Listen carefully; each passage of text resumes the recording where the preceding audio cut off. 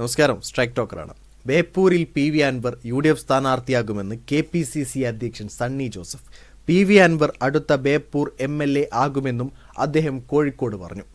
ആദ്യമായാണ് അൻവർ സ്ഥാനാർത്ഥിയാകുമെന്ന് ഔദ്യോഗിക നേതൃത്വത്തിൽ നിന്ന് പ്രതികരണം ഉണ്ടാകുന്നത്.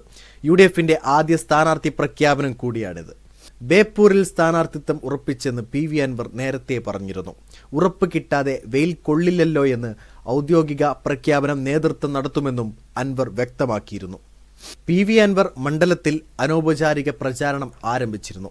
ലീഗ് നേതാവ് MC മാഹിനാജി ഉൾപ്പെടെ മണ്ഡലത്തിലെ പ്രമുഖരെ അൻവർ നേരിട്ട് കണ്ട് പിന്തുണ തേടിയിരുന്നു. മന്ത്രി മുഹമ്മദ് റിയാസിനെതിരെ അൻവറിലൂടെ ശക്തമായ മത്സരം കാഴ്ചവെക്കാനാകുമെന്നാണ് UDF പ്രതീക്ഷ.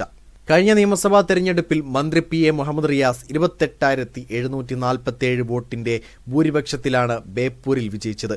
എന്നാൽ ലോക്സഭാ തദ്ദേശ തെരഞ്ഞെടുപ്പുകളിൽ UDFന് മികച്ച നേട്ടമുണ്ടാക്കാനായി.